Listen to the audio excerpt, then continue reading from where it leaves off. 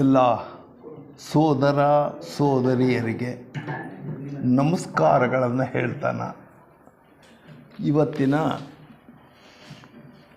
ಒಂದು ಚಿಂತನೆಯನ್ನು ನಿಮ್ಮ ಮುಂದೆ ನಾನು ಇಡೋದಕ್ಕೆ ಪ್ರಯತ್ನ ಪಡ್ತಾ ಇದ್ದೀನಿ. ಏನು ಚಿಂತನ ಅದು? ಮನುಷ್ಯ ಅನುಭವಿಸಲೇಬೇಕಾಗಿರುವಂತಹ ಎರಡು ಸಂಗತಿಗಳಿದೆ. ಒಂದು ಹುಟ್ಟು, ಇನ್ನೊಂದು ಸಾವು. ಇವುಗಳಿಂದ ಮನುಷ್ಯ ತಪ್ಪಿಸ್ಕೊಳ್ಳೋಕ್ಕೆ ಸಾಧ್ಯನೇ ಇಲ್ಲ. ಹೌದು, ಹುಟ್ಟು ಬಂದಾಗ ಖುಷಿ ಪಡ್ತೀವಿ, ಸಂತೋಷವನ್ನು ಪಡ್ತೀವಿ ಮಾನಸಿಕವಾಗಿ. ಆದರೆ ಸಾವು ಬಂದಾಗ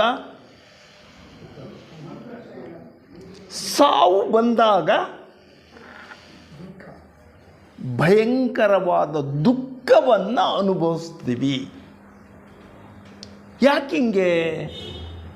ಅಲ್ಲ, ಹುಟ್ಟು ಮತ್ತು ಸಾವು ಸಹಜ ಅಂದಾಗ ಹುಟ್ಟು ಬಂದಾಗ ಸಂತೋಷ ಪಡ್ತೀವಿ, ಸಾವು ಬಂದಾಗ ದುಃಖ ಪಡ್ತೀವಿ. ಯಾವ ಕಾರಣಕ್ಕೆ ನಾವು ದುಃಖವನ್ನು ಪಡ್ತೀವಿ? ಈ ತರಹದಲ್ಲಿ ಒಂದು ಚಿಂತನೆಯನ್ನು ನಿಮ್ಮ ಜೊತೆಗೆ ನಾನು ಮಾಡೋದಕ್ಕೆ ಇಷ್ಟಪಡ್ತೀನಿ ಸ್ನೇಹಿತರೆ. ಈಗ ನೋಡಿ, ಒಂದು ಸಂಗತಿಯನ್ನು ಎಲ್ಲ ಯೋಚನೆ ಮಾಡೋಣ. ಒಂದು ಮರದ ಎಲೆ ಹಣ್ಣಾಗಿ ಉದುರುತ್ತೆ.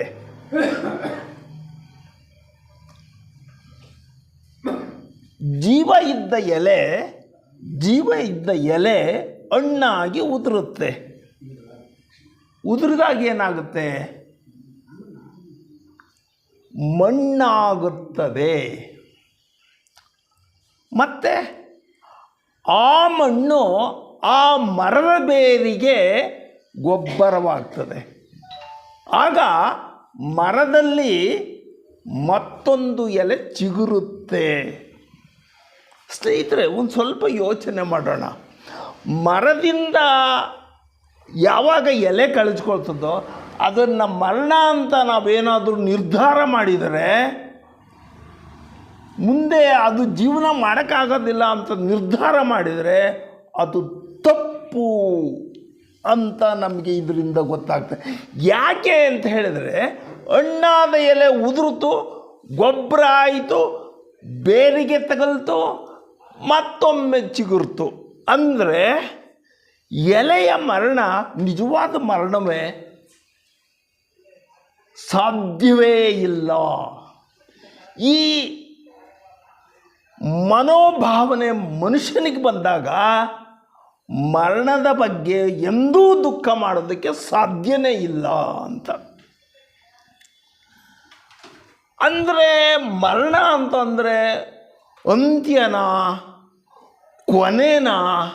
ಇಲ್ಲ. ಅಥವಾ ಅದು ಮತ್ತೊಂದು ರೂಪದ ಘಟನೆಯೇ? ಇವನ್ನೆಲ್ಲ ನಾವು ಸ್ವಲ್ಪ ಚಿಂತನೆಯನ್ನು ಮಾಡೋಣ. ಈಗ ಮರಣ ಅನ್ನೋದನ್ನು ಅನೇಕ ಪದಗಳಿಂದ ವರ್ಣನೆಯನ್ನು ಮಾಡ್ತೀವಿ ನಾವು. ಮರಣಕ್ಕೆ ಸತ್ತೋದ ಅಂತ ಹೇಳ್ತೀವಿ, ತೀರ್ಕೊಂಡ ಅಂತ ಹೇಳ್ತೀವಿ, ಹಸುನೀಗಿದ, ಯಾತ್ರೆ ಮುಗಿಸಿದ ಅಂತ ಹೇಳ್ತೀವಿ, ನೆಗೆದು ಬಿದ್ದ ಅಂತಲೂ ಹೇಳ್ತೀವಿ, ಅನ್ನ ನೀರಿನ ಋಣ ಮುಗೀತು ಅಂತ ಹೇಳ್ತೀವಿ. ಸಾವಿಗೆ ಅಷ್ಟು ಪದಗಳನ್ನು ಹೇಳ್ತೀವಿ ಸ್ನೇಹಿತರೆ. ಅದ್ರ ಜೊತೆಗೆ ಇನ್ನೊಂದು ಪದವನ್ನು ನಾವು ಉಪಯೋಗಿಸ್ತೀವಿ. ಏನದು ಪದ ಸಾವಿಗೆ ಅಂದರೆ? ಕಾಲವಾದನು ಅಂತ ಹೇಳ್ತೀವಿ. ಈ ಎಲ್ಲ ಪದಗಳಿಗಿಂತ ಹೆಚ್ಚಾಗಿ ಕಾಲವಾದನು ಅನ್ನೋ ಏನು ಸಾವಿಗೆ ಒಂದು ಪದ ಇದೆಯೋ ಅದು ಹೆಚ್ಚು ಮೌಲ್ಯವನ್ನು ಹೊಂದಿರ್ತದೆ ಅಂತ. ಈಗ ನೋಡಿ, ಕಾಲ ಮತ್ತು ಸಮಯ ಅಂತ ಏನಿದೆಯೋ ಅವೆರಡೂ ಬೇರೆ ಬೇರೆ ಆದರೂ ಕೂಡ ಸಮಯಕ್ಕೆ ಅಂತ್ಯ ಇದೆ. 9 ಗಂಟೆ ಅಂತ್ಯ, 10 ಗಂಟೆ ಸಮಯ, 10 ಗಂಟೆ ಅಂತ್ಯ. ಆದರೆ ಕಾಲ ಅನ್ನೋದಕ್ಕೆ ಮಾತ್ರನ ಆ ತರಹದಲ್ಲಿ ನಿಗದಿತ ಇಲ್ಲ, ಬೆಳಿತಾನೇ ಹೋಗುತ್ತೆ. ಕಾಲವಾದನು ಅಂದರೆ ಮನುಷ್ಯ ಅಂತ್ಯ ಆದ ಅಂತ ಅಲ್ಲ, ಆ ಮನುಷ್ಯ ಬೆಳಿತಾನೇ ಹೋಗ್ತಾನೆ ಅನ್ನೋ ಅರ್ಥವನ್ನು ಕೊಡುತ್ತೆ. ಅಂದರೆ ಏನಾಯಿತು, ಮರಣ ಅನ್ನೋದು ಅಂತ್ಯವಲ್ಲ, ಅದು ಮುಂದುವರಿಕೆ ಅನ್ನೋ ಅರ್ಥವನ್ನು ಕೊಡ್ತದೆ. ಈ ಥರದಲ್ಲಿ ಯೋಚನೆ ಮಾಡೋಣ. ಹಾಗಾದರೆ ಇವಾಗ ನಾವು ಹೌದಪ್ಪ, ಮರಣ ಅಂದರೆ ಅದು ಯಾಕೆ ಅಷ್ಟೊಂದು ಭಯ ನಮಗೆ? ನಾವು ಎಷ್ಟೇ ಹೇಳಿದರೂ ಕೂಡ ನಮ್ಮ ಕುಟುಂಬದಲ್ಲಿ ಯಾರಿಗಾದರೂ ಒಂದು ಮರಣ ಬಂತು ಅಂದ್ರೆ ಸಾಕು, ನಿಜವಾಗಲೂ ಕೂಡ ದುಃಖವನ್ನು ಪಟ್ಟೇ ಪಡ್ತೀವಿ. ಇದು ಅವನು ದುಃಖ ಪಡಲಿಲ್ಲ, ಇವನು ದುಃಖ ಪಡಲಿಲ್ಲ ಅಂತಿಲ್ಲ. ಆದ್ದರಿಂದ ಮರಣ ದುಃಖವನ್ನು ಬರ್ತದೆ.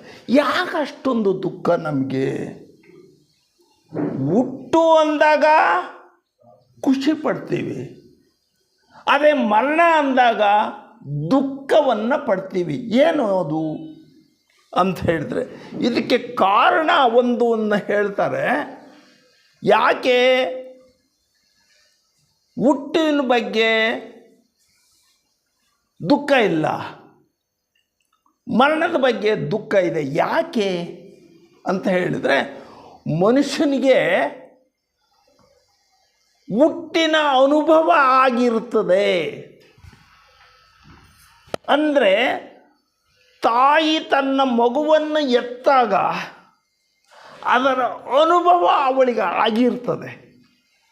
ಹುಟ್ಟಿನ ಅನುಭವ ಮನುಷ್ಯನಿಗಾಗಿರ್ತದೆ. ಆದರೆ ಮರಣದ ಅನುಭವ ಯಾರಿಗಾದರೂ ಆಗಿದೆಯಾ? ಅದಕ್ಕೆ ಈ ಕಾರಣಕ್ಕೆ ಯಾಕೆ ನಮ್ಗೆ ಅನುಭವ ಯಾವುದಾಗಿಲ್ವೋ, ಅನುಭವ ಇಲ್ಲದೆ ಇರೋದಕ್ಕೆ ನಾವು ಭಯ ಪಡ್ತೀವಿ ಸ್ನೇಹಿತರೆ. ಸ್ವಲ್ಪ ಯೋಚನೆ ಮಾಡಿ. ಭಾರತದಲ್ಲಿ ನಾನಿದ್ದೀನಪ್ಪ, ಭಯ ಇಲ್ಲ, ಯಾಕೆಂದರೆ ನನಗೆ ಅನುಭವ ಇದೆ ಭಾರತದ್ದು. ಅದೇನೇ ನಾನು ಎಲ್ಲೋ ಹೋಗ್ಬಿಟ್ಟೆ, ಯಾವುದೋ ದೇಶದಲ್ಲಿ ಹೋದ ಅಂದರೆ ಅದು ನಿಜವಾಗ್ಲೂ ಕೂಡ ಭಯವನ್ನು ಯಾಕೆಂದರೆ ಅಲ್ಲಿಯ ವಾತಾವರಣ ನಮಗೆ ಗೊತ್ತಿರೋದಿಲ್ವಲ್ಲ, ಅದನ್ನು ಭಯವನ್ನು ತರುತ್ತದೆ. ಅಂದರೆ ಮರಣದ ಭಯ ಯಾಕೆ ಅಂದರೆ ಅದರ ಅನುಭವ ನಮಗಿಲ್ಲ ಅಂತ. DVG ಒಂದಲೇ ಅಲ್ಲ ಕಂಡ್ರು, ಮರಣ ಅಂದರೆ ಅದು ಯಾಕಲ್ಲೇ ಅಷ್ಟು ಭಯ ಪಡ್ತೀರಾ? DVG ಒಂದು ಕಡೆ ಹೇಳ್ತಾರೆ, ಅಲ್ಲಪ್ಪ ಮರಣದಿಂದ ಏನಾಗುತ್ತೋ, ಯಾರು ಮರಣ ಹೊಂದಿ ವಾಪಸ್ ಬಂದು ನಿನಗೆ ಮರಣ ಹಿಂಗಿದೆ ಅಂತ ಯಾರಾದರೂ ಹೇಳಿದಾರೇನೋ? ಯಾಕೆ ಅದನ್ನು ಕಟ್ಕೊಂಡು ಅಷ್ಟು ದುಃಖ ಪಡ್ತೀಯ? ಇದು DVG ಅವರು ಹೇಳುವ ಒಂದು ಸಂಗತಿ ಸ್ನೇಹಿತರೆ. ಅವರು ಹೇಳ್ತಾರೆ, ಮರಣದ ಮುಂದೇನು ಪ್ರೇತವೋ ಭೂತವೋ ಪರಲೋಕವೋ ಪುನರ್ಜನ್ಮವೋ ಅದೇನೋ, ತಿರುಗಿ ಬಂದವರಿಲ್ಲ, ವರದಿ ತಂದವರಿಲ್ಲ. ಆದ್ದರಿಂದ ಆ ಮರಣದ ಬಗ್ಗೆ ಯಾಕಪ್ಪ ಅಷ್ಟು ಚಿಂತೆ ಮಾಡ್ತೀಯ? ಈ ಲೋಕದ ಬದುಕನ್ನು ನೋಡ್ಕೋ ಸಾಕು ಅಂತ ಹೇಳ್ತಾರೆ DVG ಅವರು.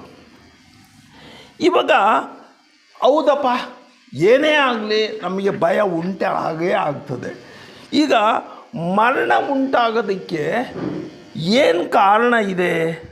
ಅದಕ್ಕೆ ಭಾರತೀಯ ದಾರ್ಶನಿಕರು ಹೇಳ್ತಾರೆ. ಅವರು ಹೇಳ್ತಾರೆ, ಮರಣ ಭಯ ಮೂಲತಃ ಅಜ್ಞಾನದಿಂದ ಬರುತ್ತದೆ ಅಂತ ಹೇಳ್ತಾರೆ. ಯಾರು ಅಜ್ಞಾನಿಗಳಿರ್ತಾರೋ ಅವರು ಮರಣದ ಬಗ್ಗೆ ಭಯವನ್ನು ಇಟ್ಕೊಂಡಿರ್ತಾರೆ. ಯಾಕೆ? ಏನು ಅಜ್ಞಾನ ಅದು?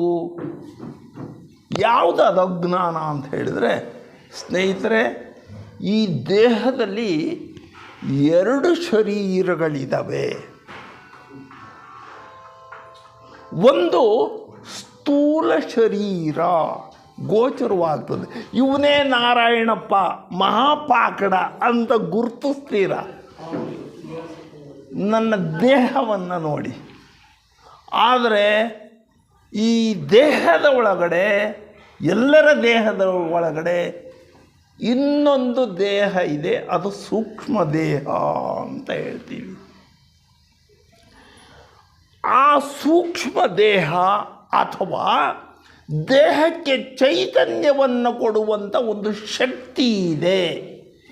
ಈ ಜ್ಞಾನ ಮನುಷ್ಯನಿಗೆ ಇಲ್ಲದೆ ಹೋದರೆ, ಆವಾಗ ಯಾರೋ ಇಂತಹ ಜ್ಞಾನವನ್ನು ಹೊಂದಿಲ್ವೋ ಅಂದರೆ ಅಜ್ಞಾನಿಗಳಾಗಿರ್ತಾರೋ ಅಂಥವರು ದೇಹಕ್ಕೂ ಆತ್ಮಕ್ಕೂ ವ್ಯತ್ಯಾಸವನ್ನೇ ಗುರುತಿಸೋದಿಲ್ಲ. ನಾನು ಅಂದರೆ ದೇಹವನ್ನು ಬಿಟ್ಟರೆ ಆತ್ಮದ ಬಗ್ಗೆ ಮರೆತು ಯೋಚನೆ ಮಾಡೋಲ್ಲ. ನನ್ನಲ್ಲಿರುವ ಸೂಕ್ಷ್ಮ ಶರೀರದ ಬಗ್ಗೆಯೂ ಯೋಚನೆ ಮಾಡೋದಿಲ್ಲ. ನಾನು ಅಂದರೆ ಆತ್ಮ. ಒಂದು ಪಕ್ಷ ನಾನು ತೀರ್ಕೊಂಡೆ ಅಂದರೆ ನನ್ನ ದೇಹ ಸಂಪೂರ್ಣವಾಯಿತು, ನಾನೇ ಇಲ್ದಂಗೆ ನಾಶವಾಗ್ತೀನಿ. ಅದಕ್ಕೆ ಭಯ ಸ್ನೇಹಿತರೆ. ಅಂದರೆ ನಾವೇನು ಹೇಳ್ತೀವಿ ಅಂತ ಹೇಳಿದರೆ, ಸೊ ಈ ಅಜ್ಞಾನ ನಮಗೆ ಭಯವನ್ನು ಉಂಟು ಮಾಡ್ತದೆ ಅಂತ. ಆದರೆ ಒಂದು ವಿಷಯ, ಯಾರಿಗೆ ಭಯ ಇರಲ್ಲ? ಮರಣದ ಬಗ್ಗೆ ಯಾರಿಗೆ ಭಯ ಇರಲ್ಲ ಅಂದರೆ, ಆತ್ಮವೇ ಬೇರೆ, ದೇಹವೇ ಬೇರೆ. ನಾನು ನಾರಾಯಣಪ್ಪ, ಈ ದೇಹನೇ ಬೇರೆ, ನನ್ನ ಆತ್ಮವೇ ಬೇರೆ. ನನ್ನ ಬೆಳವಣಿಗೆ ಆಗಿರೋದು ಈ ದೇಹ ಅಲ್ಲ, ಆತ್ಮನ ಬೆಳವಣಿಗೆ ಅಂತ ಈ ಜ್ಞಾನ ಯಾರಿಗೆ ಇರ್ತದೋ ಅಂಥವರಿಗೆ ಮರಣದ ಭಯ ಇರೋಲ್ಲ. ಸೊ ಯಾಕೆ ಅಂತ ಹೇಳಿದರೆ ಸ್ನೇಹಿತರೆ, ಇನ್ನೂ ಒಂದು ನಾವು ವಿವೇಚನೆಯನ್ನು ಮಾಡಬೇಕು. ದೇಹದೊಳಗಡೆ ಸೂಕ್ಷ್ಮ ಶರೀರ ಅಂತ ಹೇಳಿದ್ನಲ್ಲ, ಚೈತನ್ಯ ಅಂತ ಹೇಳಿದ್ನಲ್ಲ, ಅದ್ರ ಜೊತೆಗೆ ಇನ್ನೂ ಕೆಲವು ಮೂಲ ವಸ್ತುಗಳಿದ್ದಾವೆ. ಅಂಥದ್ರಲ್ಲಿ ಶಕ್ತಿಗಳು ಅಂತ ಹೇಳ್ತೀನಿ. ಒಂದು ಮನಸ್ಸಿನ ಶಕ್ತಿ ಅಂತ ಒಂದಿದೆ, ಬುದ್ಧಿಶಕ್ತಿ ಅಂತ ಒಂದಿದೆ.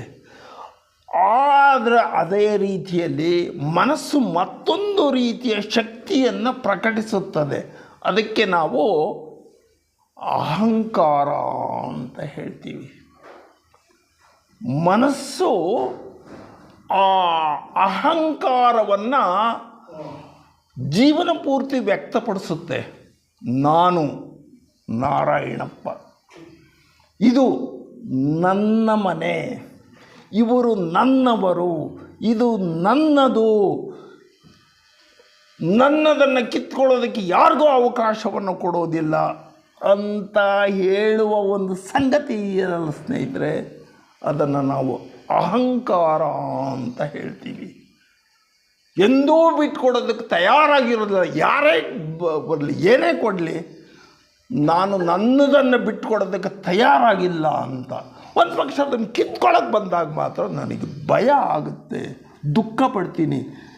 ಮರಣ ಬರೋದು ನನ್ನ ಅಹಂಕಾರವೇ ಇಲ್ದಂಗೆ ಆಗಿಬಿಡ್ತೀನಿ ಅನ್ನೋ ಭಯಕ್ಕೆ ನಾವು ದುಃಖವನ್ನು ಪಡ್ತೀವಿ. ಸ್ವಲ್ಪ ಚಿಂತನೆಯನ್ನು ಮಾಡ್ತಾ ಹೋಗೋಣ. ಎಸ್, ಆದರೆ ನೋಡಿ, ಒಂದು ಸಂಗತಿ ನಮ್ಮ ಪ್ರಾಚೀನ ಸಾಹಿತ್ಯದಲ್ಲಿ ಏನು ಮಾಡಿದ್ದಾರೆ ಅಂತ ಹೇಳಿದ್ರೆ, ಮರಣದ ಬಗ್ಗೆ ಒಂದು ಕಥೆಯನ್ನು ಹೇಳ್ತಾ ಹೋಗ್ತಾರೆ. ಕಠೋಪನಿಷತ್ ಅಂತ ಪ್ರಾಚೀನ ಸಾಹಿತ್ಯ, ಅದರಲ್ಲಿ ನಚಿಕೇತನ ಅಂತ ಒಬ್ಬ ಬಾಲಕನನ್ನು ಮುಂದಿಟ್ಕೊಂಡು ಮರಣದ ಬಗ್ಗೆ ಕಥೆಯನ್ನು ಹೇಳ್ತಾ ಹೋಗ್ತಾರೆ. ನಚಿಕೇತನ ತಂದೆ ಗೋವುಗಳನ್ನೆಲ್ಲ ದಾನ ಮಾಡ್ತಾ ಇರ್ತಾನೆ. ಕಥೆಯಲ್ಲಿ ಬರೋದು, ಅವನು ಹಸುಗಳನ್ನು ದಾನ ಮಾಡಬೇಕಾದ್ರೆ ತುಂಬ ಮುದಿಯಾಗಿರೋ ಅಂಥ ಹಸುಗಳನ್ನೆಲ್ಲ ದಾನ ಮಾಡ್ತಾ ಇರ್ತಾನೆ. ಅದೇನೋ ಅದು ಪುಣ್ಯ ಬರ್ತದೆ ಅಂತ. ಅವನ ನಚಿಕೇತ ಕೇಳ್ತಾನೆ, ಅಪ್ಪಾಜಿ ನೀನು ಯಾಕಪ್ಪಾಜಿ ಈ ಮುದಿಯ ಹಸುಗಳನ್ನೆಲ್ಲ ಕೊಡ್ತೀಯ ನೀನು? ಒಳ್ಳೆ ಹಸು ಕೊಡೋ ಅಪ್ಪಾಜಿ ಅಂತ ಹೇಳ್ತಾನೆ. ಬಾಲಕ ಅವನು ರಾಜ, ಅವನು ನಚಿಕೇತನ ತಂದೆ ಯಾವ ಮೂಡ್ನಲ್ಲಿದ್ದ ಅವನು, ನಿನಗೇನು ಗೊತ್ತಾಗಲ್ಲ ಸುಮ್ಮ ಕೂತ್ಕೊಳ್ಳ ಅಂತ ಹೇಳ್ತಾನೆ ಕತೆ. ಆದರೂ ನಚಿಕೇತ ಏನು ಹೇಳ್ತಾನೆ, ಅಪ್ಪಾಜಿ ಹಂಗಾದ್ರೆ ನನ್ನನ್ನು ಯಾರಿಗೆ ದಾನ ಕೊಡ್ತೀಯ ಅಪ್ಪಾಜಿ? ಅವನು ಯಾವ ಮೂಡ್ನಲ್ಲಿದ್ದೋ ನಿನಗೆ ಯಾವಾಗ ದಾನ ಕೊಟ್ಟಿದ್ದೀನಿ ಹೋಗು. ಕತೆ ಸ್ನೇಹಿತರೆ, ಅವನು ಹೌದು ನಾನು ದಾನವನ್ನು ನಾನು ಕೊಟ್ಟಿರ್ಬೇಕಾದ್ರೆ ನನಗಿಲ್ಲೇನೂ ಕೆಲಸ ಇಲ್ಲ. ದಾನ ಯಾರಿಗೆ ಸೇರಬೇಕು? ಯಮನಿಗೆ ಸೇರಬೇಕು. ನಾನು ಯಾರಿಗೆ ಸೇರಬೇಕು? ನಾನು ಯಮನಿಗೆ ಸೇರಬೇಕು ಅಂತ. ಸೊ ಯಮನ ಹತ್ರ ಹೋಗೋರು ನೋಡಿ ಹೆಂಗಿದೆ ಕತೆ.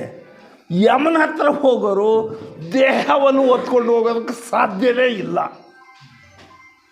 ಕತೆ ಹೆಂಗೆ ಎಣೆದಿದ್ದಾರೆ ಪ್ರಾಚೀನ ಸಾಹಿತ್ಯದಲ್ಲಿ. ಆದರೂ ಕೂಡ ಅವನು ಮಾನಸಿಕ ಅವನು ಯಮನ ಹತ್ರ ಹೋಗ್ತಾನೆ. ಆವಾಗ ಯಮ ಅವನೆಲ್ಲ ಹೋಗಿರ್ತಾನೆ.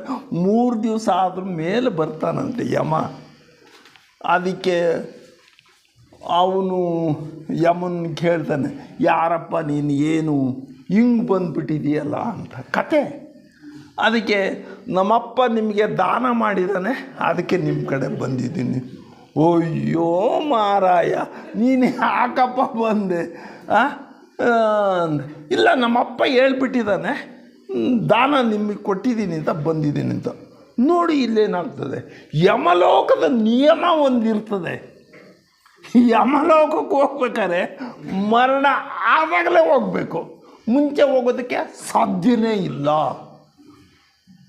ನೋಡಿ ನನಗೆ ಭಾಳ ಆಶ್ಚರ್ಯ ಆಯಿತು. ಈ ಕಠೋಪನಿಷತ್ನಲ್ಲಿ ಆ ಥರ ಒಂದು ಕಥೆಯನ್ನು ಎಣೆದಿದ್ದಾರಲ್ಲ. ಆಮೇಲೆ ಸರಿ ಹೌದಪ್ಪ ಬಂದಿದೆಯಾ ಬಾ ನೀನು ಅಂದರೆ, ಒಂದು ಯಮನ ಅವನು ಧರ್ಮರಾಜ ಅಂತ, ಯಮ ಧರ್ಮ ಅಂತ ಹೇಳ್ತಾರೆ ಅವನು. ಸೊ ಅತಿಥಿಗಳನ್ನು ಸ್ವಾಗತಿಸೋದು, ಅವರನ್ನು ಉಪಚಾರ ಮಾಡೋದು ಅದು ಅವನ ಕರ್ತವ್ಯ. ಯಮ ಧರ್ಮ ಹೇಳ್ತಾನೆ, ಆಯ್ತಪ್ಪ ಬಂದುಬಿಟ್ಟಿದ್ಯಾ, ಮರಣ ಇಲ್ಲದೆ ಬಂದಿರೋ ನೀನು ಒಬ್ಬನೇ ಕಣೋ ಅಂತ ಹೇಳ್ತಾನೆ. ಆಮೇಲೆ ಏನಾಗ್ತದೆ ಅಂತ ಹೇಳಿದ್ರೆ, ಹೌದು ಅಲ್ಲ ನೀವು ಮರಣ ಹೊಂದಿದ ಮೇಲೆ ಬರಬೇಕು ಅಂತಿರಲ್ಲ, ಹಂಗಂದ್ರೆ ಏನು ರೀ ಸರ್? ಬಾಲಕ ಕೇಳ್ತಾನೆ. ಬಾಲಕನ ಪ್ರಶ್ನೆ, ಮರಣ ಅಂದ್ರೆ ಏನು ಅಂತ ಕೇಳ್ತಾನೆ. ಸೊ ಮರಣದ ರಹಸ್ಯ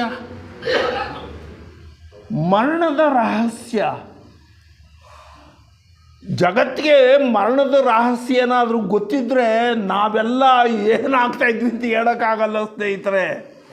ಮರಣ ಅನ್ನೋದು ರಹಸ್ಯವಾಗಿರ್ತದೆ, ಯಾವಾಗ ಅಪ್ಪಳಿಸುತ್ತೋ ಗೊತ್ತಿಲ್ಲ. ಮರಣ ಇಂಥದ್ದು ಕಡೆ ಬರ್ತದೆ ಅಂತ ಗೊತ್ತಾಗಿದ್ದರೆ ನನ್ನನ್ನು ಯಾರು ಹಿಡಿಯರಿದ್ರು? ನೋಡಿ ಎಷ್ಟು ವಾಸ್ತವ ಇದೆ. ಅದಕ್ಕೆ ಯಮ ಹೇಳ್ತಾನೆ, ನೋಡಪ್ಪ ನೀನು ಬಾಲಕ, ನಿನಗೆ ನಾನು ಹೇಳಬೇಕು ಅಂತ ಹೇಳಿದರೆ ಅವನು ಹೇಳ್ತಾನೆ, ಮರಣ ರಹಸ್ಯವನ್ನು ಅವನು ಹೇಳ್ತಾ ಹೋಗ್ತಾನೆ ಸ್ನೇಹಿತರೆ. ಅವನು ಹೇಳ್ತಾನೆ, ಮಾನವನ ದೇಹದಲ್ಲಿ ನಿನ್ನ ದೇಹದೊಳಗಡೆ, ನಿನ್ನ ದೇಹ ಅಷ್ಟೇ ಅಲ್ಲ ಮಗು, ದೇಹದೊಳಗಡೆ ಇನ್ನೊಂದು ಜೀವ ಚೈತನ್ಯ ಇದೆ. ಮಗುವಿಗೆ ಗೊತ್ತಾಗಬೇಕಲ್ಲ, ಅದಕ್ಕೆ ನಾವು ಪ್ರಾಣಶಕ್ತಿ ಅಂತ ಹೇಳ್ತೀವಿ. ಆ ಪ್ರಾಣಶಕ್ತಿ ಇದೆಯಲ್ಲ, ಅದು ಹುಟ್ಟುವುದೂ ಇಲ್ಲ, ಸಾಯುವುದೂ ಇಲ್ಲ.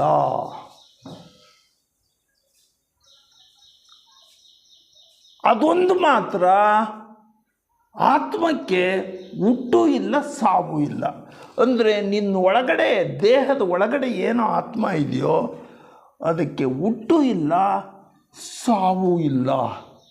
ಅಂದರೆ ಈಗ ಮರಣ ಅಂತಂತ ಹೇಳಿದ್ರಲ್ಲ, ಹಂಗಂದ್ರೇನು? ನಿನ್ನ ಆ ಆತ್ಮ, ನಿನ್ನ ಒಳಗಡೆ ಇರುವ ಆತ್ಮ ದೇಹವನ್ನು ಇಷ್ಟಪಡಲಿಲ್ಲ ಅಂದರೆ ಆ ಬಾಲಕನಿಗೆ ಹೇಳಿ, ನೋಡಪ್ಪ, ನೀನು ಈಗ ಬಟ್ಟೆ ಹಾಕ್ಕೊಂಡಿದೀಯಪ್ಪ. ಬಾಲಕನಿಗೆ ಹೇಳ್ತಾನೆ, ಇದು ತುಂಬ ಅರ್ಧೋಯ್ತು, ಏನು ಮಾಡ್ತೀಯ? ಅವನು ಹೇಳ್ತಾನೆ, ಇದನ್ನು ಬಿಡ್ತೀನಿ, ಇನ್ನೊಂದು ವಾಸ್ತು ಹೊಲಿಸ್ಕೊಂತೀನಿ. ಹೌದಲ್ಲ? ಹಾಗೇನೇ ಆತ್ಮಕ್ಕೆ ಈ ಶರೀರ ನಾನು ವಾಸ ಮಾಡಲು ಅಯೋಗ್ಯವಾಗಿದೆ, ಅನಾರೋಗ್ಯವಾಗಿದೆ, ಚಟುವಟಿಕೆಗಳನ್ನು ಮಾಡಲು ಸಾಧ್ಯವಿಲ್ಲ ಅಂದಾಗ ಆತ್ಮ ಈ ದೇಹವನ್ನು ಕಳಚುತ್ತೆ, ತಾನು ಮಾತ್ರ ಕಳ್ಸ್ಕೊಳ್ಳೋದಿಲ್ಲ. ಅದು ಮುಂದುವರಿಯುತ್ತಾ ಇದೆ.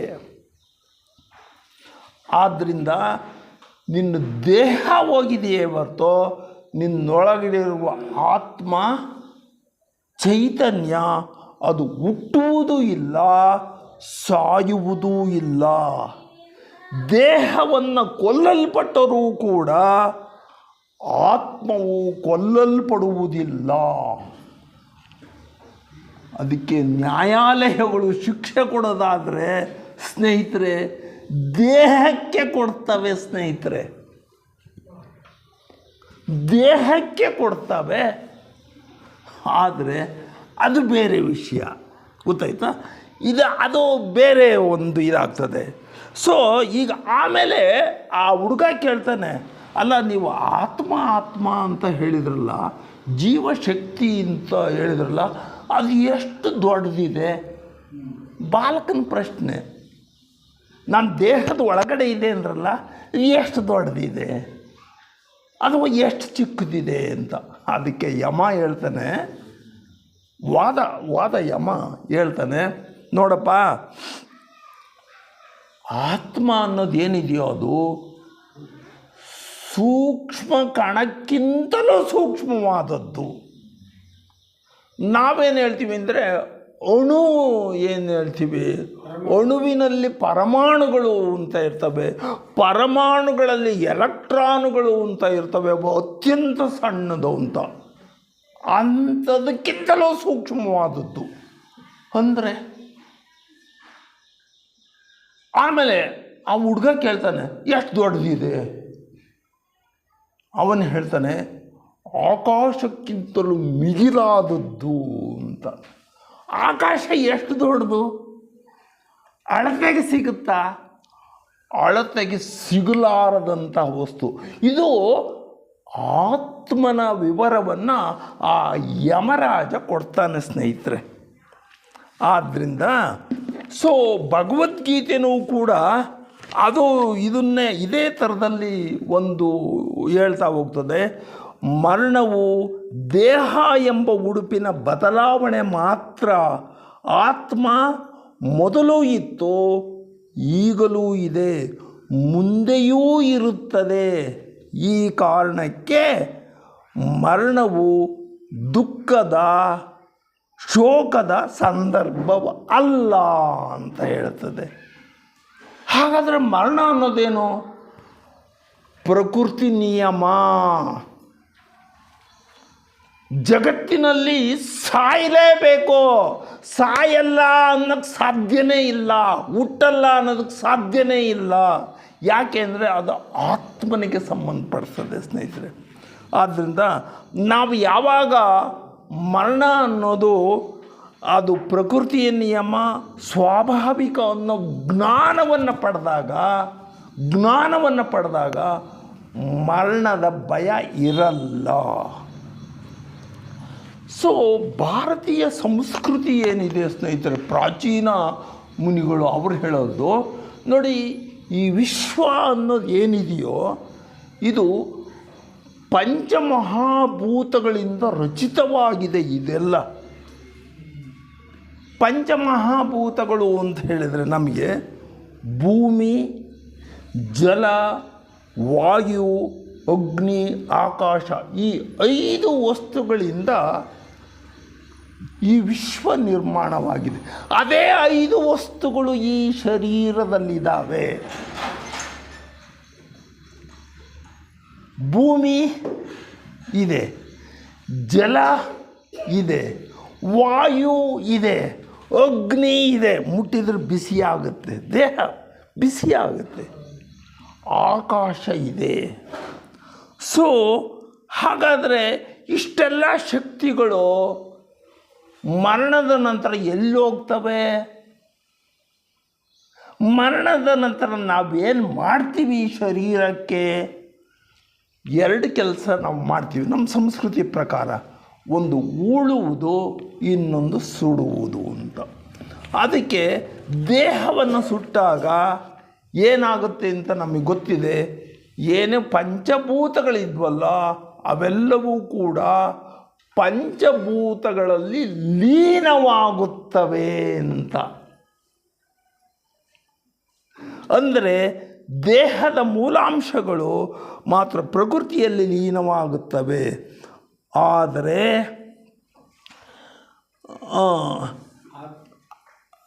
ಲೀನವಾಗುತ್ತವೆ ಅಂತ ಹೇಳಿದ್ರೆ ಅದರ ಅರ್ಥ ಭೂಮಿಗೆ ಸೇರುತ್ತೆ, ಇವು ಮರುಸಂಯೋಜನೆಯನ್ನು ಹೊಂದುತ್ತೆ ಅಂತ ಅರ್ಥ. ನನ್ನಲ್ಲೇನು ಪಂಚಮಹಾಭೂತಗಳಿದವೋ ಅವೆಲ್ಲವೂ ಪಂಚಮಹಾಭೂತಗಳಲ್ಲಿ ಲೀನವಾಗ್ತವೆ ಅಂತ ಹೇಳ್ತೀವಿ. ಆದ್ದರಿಂದನ ಮರಣವು ಅಂದ್ರೇನು ಅಂತ ಇನ್ನೊಂದು ಡೆಫಿನೇಷನ್ ಹೇಳ್ತಾರೆ ಸ್ನೇಹಿತರೆ. ಮರಣ ಅಂದ್ರೇನು ಅಂತ ಅವರು ನೋಡಿಪ್ಪ, ಪಂಚಭೂತಗಳೆಲ್ಲ ಒಂದು ಕಡೆ ಸೇರಿದ್ದಾವೆ. ಈ ಪಂಚಭೂತಗಳು ನನ್ನಲ್ಲಿರೋ ಪಂಚಭೂತಗಳು ನನ್ನಲ್ಲಿರುವ ಶರೀರದಲ್ಲಿರುವಂಥ ಪಂಚಭೂತಗಳು ಒಂದು ಸುತ್ತು ಬಂದಾಗ, ಅಂದರೆ ನಾನು ಹುಟ್ಟಿದಾಗ ಪಂಚಭೂತಗಳು ಸೇರಿಕೊಳ್ತವೆ, ಒಂದು ಸುತ್ತು ಬಂದಾಗ ಮರಣಿಸಿದಾಗ ಅಂತ. ಆ ಮರಣಿಸಿದಾಗ ಪಂಚಭೂತಗಳು ಎಲ್ಲಿ ಹೋಗಬೇಕು? ಪುನಃ ಅವು ಪಂಚಭೂತಗಳಲ್ಲಿ ಲೀನವಾಗಲೇಬೇಕು ಅಂತ ಹೇಳ್ತೇವೆ. ಆಮೇಲೆ ಒಂದು ಕಠೋಪನಿಷತ್ನಲ್ಲಿ ಒಂದು ಮಂತ್ರ ಬರ್ತದೆ. ಅದು ಸುಡುವಾಗ ಒಂದು ಮಂತ್ರವನ್ನು ಹೇಳ್ತಾರಂತೆ. ಅದು ಹೇಳ್ತದೆ ಒಂದು ಮಂತ್ರ, ದೇಹವೇ ನೀನು ಮರಳಿ ಭೂಮಿಗೆ ಹೋಗು ಮತ್ತು ಉದಯಿಸು ಎಂದು ಸೂಚಿಸುತ್ತದೆ. ಇವಾಗ ಇದು ಈ ಥರ. ಆಮೇಲೆ ಒಂದು ಸ್ವಲ್ಪ ಯೋಚನೆ ಮಾಡೋಣ, ಚಿಂತನೆಯನ್ನು ಮಾಡ್ತಾ ಹೋಗೋಣ. ಈ ಪ್ರಕೃತಿ ಅಂತ ಏನಿದೆಯೋ ಮತ್ತು ಮರಣ ಇವೆರಡೂ ಕೂಡ ರೂಪಾಂತರವನ್ನು ಹೊಂದುತ್ತವೆ ಅಂತ. ಹಂಗಂದ್ರೇನು ಅಂತ ಹೇಳಿದ್ರೆ, ಒಂದು ಮರ ಬೀಜ ಮರವಾಗುತ್ತದೆ, ಪುನಃ ಮಣ್ಣಾಗ್ತದೆ, ಪುನಃ ಹುಟ್ಟುತ್ತೆ ಸಾಯುತ್ತೆ. ಇದಕ್ಕೆ ನಾವು ರೂಪಾಂತರ ಅಂತ ಹೇಳ್ತೀವಿ. ಸ್ವಲ್ಪ ಕನ್ಫ್ಯೂಷನ್ ಆಗ್ಬೋದು. ರೂಪಾಂತರ ನಾಶ ಅಲ್ಲ. ಅಂದರೆ ನಮಗೆ ಗೊತ್ತಿರೋದು ಐಸ್ ಘನವಸ್ತು ಅಷ್ಟೇ ಬಿಡೋಣ. ಐಸ್ ಇದ್ದಿದ್ದು ರೂಪಾಂತರ ಹೊಂದಿ ದ್ರವ ಆಗುತ್ತೆ, ಕಾಮನ್ ಸೈನ್ಸ್. ರೂಪಾಂತರ ದ್ರವ ಇದ್ದಿದ್ದು ಅನಿಲವಾಗುತ್ತೆ, ಇದಕ್ಕೆ ರೂಪಾಂತರ ಅಂತ ಹೇಳ್ತೀವಿ ಸ್ನೇಹಿತರೆ. ಹಾಗೆ ಈ ಶರೀರವೂ ಕೂಡ ರೂಪಾಂತರವನ್ನು ಹೊಂದುತ್ತದೆ ಅಂತ. ನಾವು ಏನಂತೀವಿ ನೋಡಿ, ಸ್ವಲ್ಪ ಯೋಚನೆ ಮಾಡಿ. ಚಿಟ್ಟೆ ಇರ್ತದಲ್ಲ ಸ್ನೇಹಿತರೆ, ಚಿಟ್ಟೆ ಜೀವನ ಚರಿತ್ರೆ ನಾವೆಲ್ಲ ಓದಿದ್ದೀವಿ. ಮೊಟ್ಟೆ ರೂಪಾಂತರ ಹೊಂದುತ್ತದೆ, ಚಿಟ್ಟೆ ಆಗುತ್ತದೆ. ಚಿಟ್ಟೆ ರೂಪಾಂತರ ಹೊಂದಿ ಒಂದು ಕೋಶವನ್ನು ನಿರ್ಮಾಣ ಮಾಡಿಕೊಳ್ಳುತ್ತದೆ, ಕೋಶದಲ್ಲಿ ಸೇರಿಕೊಳ್ಳುತ್ತೆ, ಪುನಃ ರೂಪಾಂತರ ಹೊಂದಿ ಕಂಬಳಿ ಹುಳು ಆಗುತ್ತೆ. ಅದು ಕಂಬಳಿ ಹುಳು ಪುನಃ ಕೋಶವನ್ನು ಕಟ್ಟಿಕೊಂಡು ಪುನಃ ಆ ಥರದಲ್ಲಿ ಮರಣವೂ ಕೂಡ ಅದೇ ರೀತಿಯ ಅನ್ನೋ ಪ್ರಜ್ಞೆ ನಮಗೇನಾದರೂ ಬಂದರೆ ಮರಣದ ಭಯ ಇರಲ್ಲ ಸ್ನೇಹಿತರೆ. ಎಸ್, ಹಾಗಾದರೆ ನೋಡಿ, ಈ ಶರೀರದಲ್ಲಿ ಪಂಚಭೂತಗಳು ಅಷ್ಟೇ ಇಲ್ಲ, ಪಂಚಮಹಾಭೂತಗಳು ಅಷ್ಟೇ ಅಲ್ಲ ಸ್ನೇಹಿತರೆ. ಈ ದೇಹದಲ್ಲಿ ಇನ್ನೂ ಕೂಡ ಏನಿದ್ದಾವೆ ಅಂದರೆ ಕಾರ್ಬನ್ ಇದೆ, ಸಾರಜನಕ ಇದೆ, ಆಮ್ಲಜನಕ ಇದೆ, ಕ್ಯಾಲ್ಶಿಯಂ ಇದೆ, ಐರನ್ ಇದೆ, ಅಯೋಡಿನ್ ಇದೆ. ಈ ತರಹ ಏನು 115 ಮೂಲ ವಸ್ತುಗಳಿದಾವೋ ಅವೆಲ್ಲವೂ ಕೂಡ ಈ ಶರೀರದಲ್ಲಿದ್ದಾವೆ. ಈ ಶರೀರಕ್ಕೆ ಹೆಂಗೆ ಬಂದವು ಅಂತ ಹೇಳಿದರೆ ಇವೆಲ್ಲಿದ್ವು? ಅವು ಸ್ನೇಹಿತರೆ ಒಂದು ವಿಜ್ಞಾನ ಹೇಳುತ್ತೆ,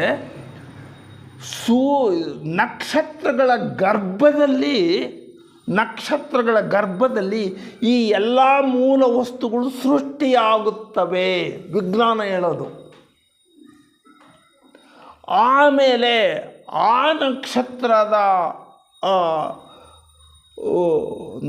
ನಕ್ಷತ್ರದ ಏನು ದ್ರವ್ಯ ಇತ್ತೋ ಅದೆಲ್ಲ ಸಿಡಿದು ಹೊರಗಡೆ ಬಂದಾಗ ಸೌರಮಂಡಲ ನಿರ್ಮಾಣವಾಗುತ್ತದೆ.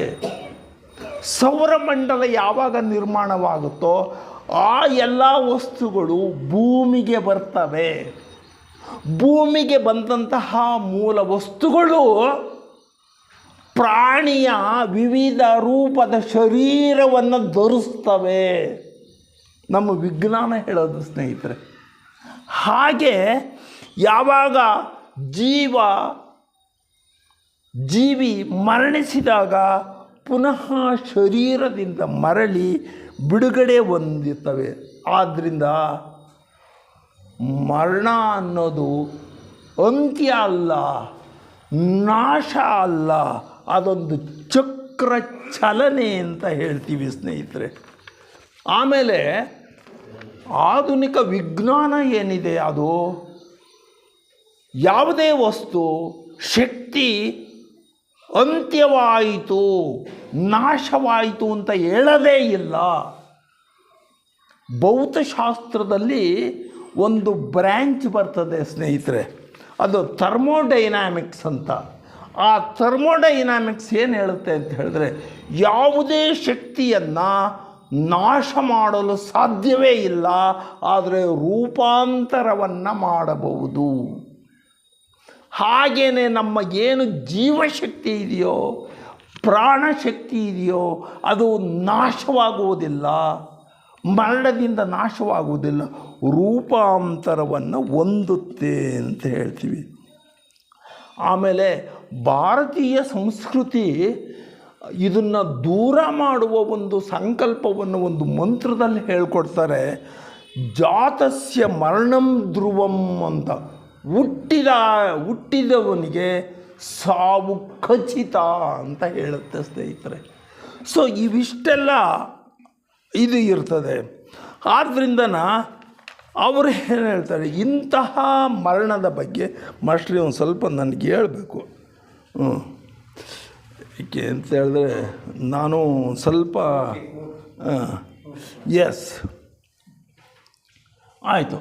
ಸೊ ಇಲ್ಲಿ ಏನಾಗಿದೆ ಅಂತ ಹೇಳಿದ್ರೆ, ಮರಣ ಮತ್ತು ಹುಟ್ಟು ಒಂದೇ ಘಟನೆ, ಕೇವಲ ರೂಪಾಂತರ ಅಷ್ಟೇನೆ. ಇವಾಗ ನೋಡಿ, ಹಗಲು ವೇಳೆ ಈಗ ನಮ್ಮ ಪ್ರಕೃತಿ ಏನು ಹೇಳುತ್ತೆ, ಪ್ರಕೃತಿಯಲ್ಲಿ ಹಗಲು ಸೂರ್ಯ ಮುಳುಗ್ತಾನೆ ಅಂದರೆ ಅರ್ಥ ಏನಿದೆ, ಸಂಜೆ ಪ್ರಾರಂಭವಾಗುತ್ತದೆ, ಅದು ಗೊತ್ತಾಗುತ್ತೆ ನಮಗೆಲ್ಲನ. ರಾತ್ರಿ ಮುಗಿಯುತ್ತದೆ ಅಂದರೆ ಬೆಳಗು ಪ್ರಾರಂಭವಾಗುತ್ತದೆ ಅಂತ. ಇದು ಪ್ರಕೃತಿಯ ನಿಯಮ. ಮರಣ ಬಂದಿದೆ ಅಂದರೆ ಇನ್ನೊಮ್ಮೆ ಹುಟ್ಟು ಇದೆ ಅಂತ ಅರ್ಥ ಸ್ನೇಹಿತರೆ. ಮರಣ ಬಂತು ಅಂದರೆ ಇನ್ನೊಮ್ಮೆ ಹುಟ್ಟು ಇದೆ. ಅದಕ್ಕೆ ನಾವು ಕಾಲವಾದನು ಅಂತ ಹೇಳ್ತೀವಿ ಸ್ನೇಹಿತರೆ. ಅದನ್ನು DVG ಅವರು ತುಂಬ ಸೊಗಸಾಗಿ ಹೇಳಿದ್ದಾರೆ. ಅವರು ನೋಡಿ,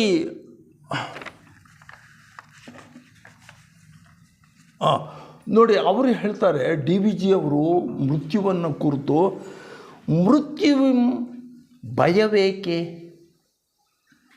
ದೇಶಾಂತರಕ್ವೈವ ಮಿತ್ರನಾಥಂ ಅಂತ ಹೇಳ್ತಾರೆ. ನಿನ್ನನ್ನು ಮತ್ತೊಂದು ದೇಶಕ್ಕೆ ಕೊಂಡೊಯ್ಯುವ ಮಿತ್ರ ಅವನು. ಸ್ನೇಹಿತರೆ, ಇದು ಸುಳ್ಳ. ನಾವು ನೆನ್ನೆ ಒಂದು ಪ್ರೋಗ್ರಾಮ್ ನೋಡಿದ್ವಿ, ಯಾವುದೋ ಒಂದು ಪ್ರೋಗ್ರಾಮ್ನ. ಅಲ್ಲಿ ಒಂದು ಹೆಣ್ಣುಮಗಳು 2 ಗಂಟೆಗಳ ಕಾಲ ಏಕಾಗ್ರತೆಯಿಂದ ಅವಳು ಭರತನಾಟ್ಯವನ್ನು ಮಾಡಿದ್ಲು ಸ್ನೇಹಿತರೆ. ಏಕಾಗ್ರತೆಯಿಂದ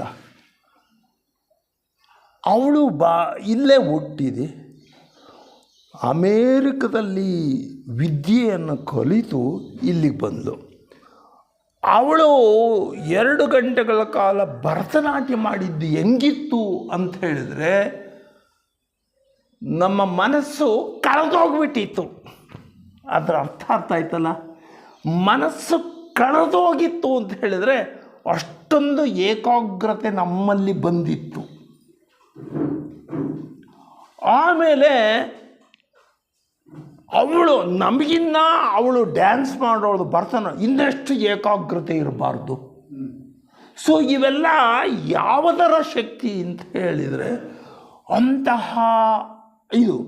ಒಂದು ಪಕ್ಷ ನಾ ಹೇಳೋದು ಕೇಳಿ, ಅವಳು ಒಂದು ಪಕ್ಷ ಸಾಯ್ದೇನೆ ಇದ್ಲು ಅಂತ ಇಟ್ಕೊಳ್ಳಿ, ಮರಣ ಆಗಲಿದ್ದನ್ನು ನಾವೇನು ಹೇಳ್ತೀವಿ ಅಂತ ಹೇಳಿದ್ರೆ, ಆ ಆತ್ಮ ಇದೆಯಲ್ಲ, ಮರಣದ ನಂತರ ಆತ್ಮ ಆ ಕುಟುಂಬವನ್ನು ಸೇರಿತು.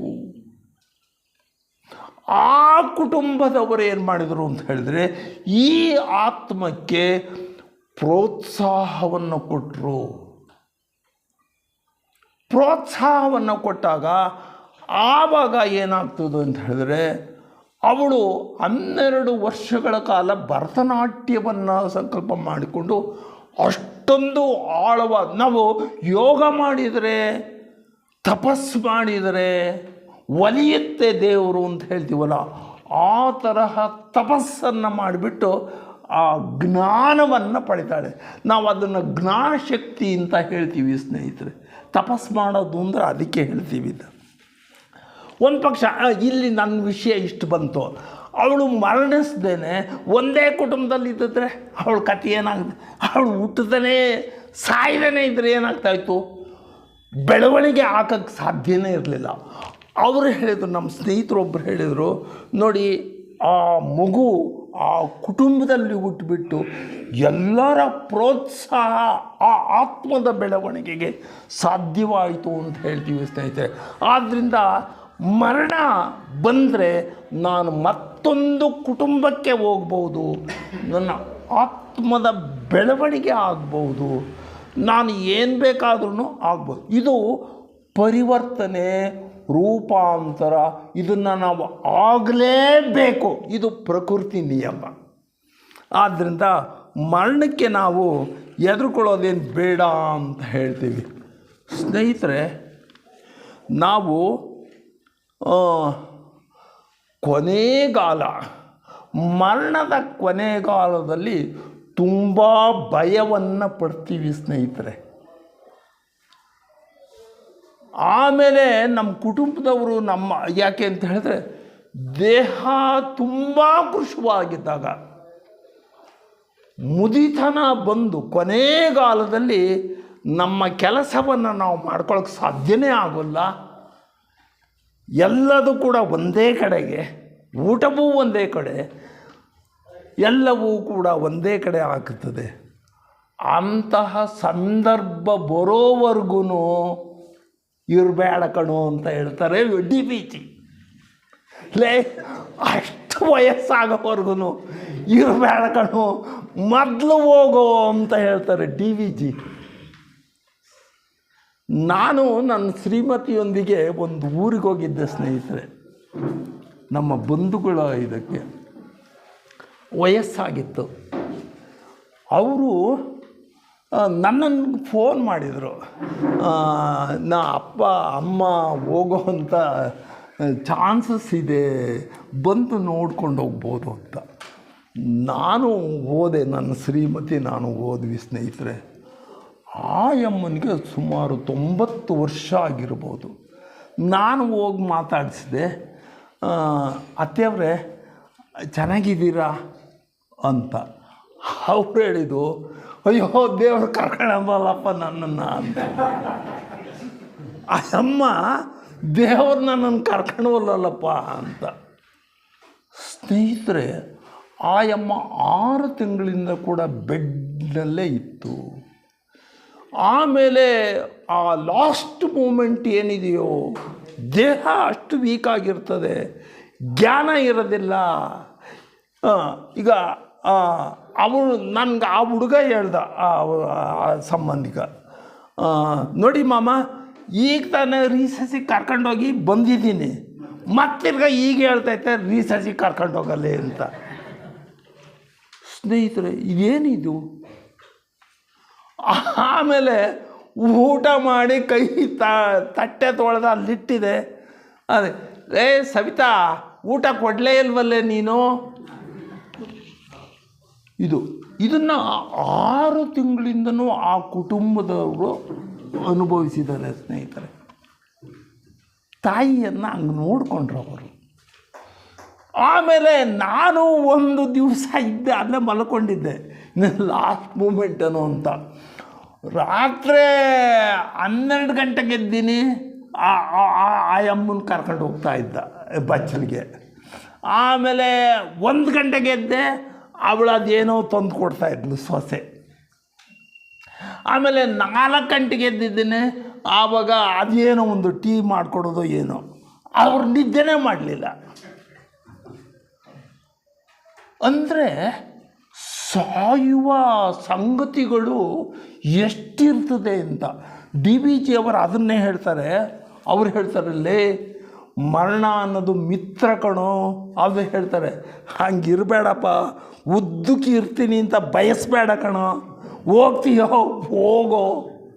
ಅವ್ರು ಹೇಳ್ತಾರೆ, 6 ಕೈ ತುತ್ತಿಗಂ ನಿನ್ನ ಕಾಯಿಸದೆ ವಿಧಿ ಯಾರ ಭುಜಕಂ ನಿನ್ನ ಭಾರವಾಗಿಸದೆ 6 ಸೆಲೆ ಸುಳಿಯುಂ ಅಂಟದ ಓಲಾಗಿಸು ನಿನ್ನ ಪಾರುಗಾಣಿಸೋ ಬೇಡ ಮಂಕುತಿಮ್ಮ ಅಂತ.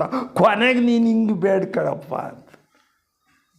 ಎಲ್ರಿಗೂ ನಮಸ್ಕಾರ ಹೇಳ್ತಾ ನನ್ನ ಮಾತನ್ನು ಮುಗಿಸ್ತೀನಿ. ನಮಸ್ಕಾರಗಳು. ಧನ್ಯವಾದ ಧನ್ಯವಾದ ಧನ್ಯವಾದ. ಈಗ ನ್ಯಾಯಮೂರ್ತಿಗಳ ಉಪನ್ಯಾಸ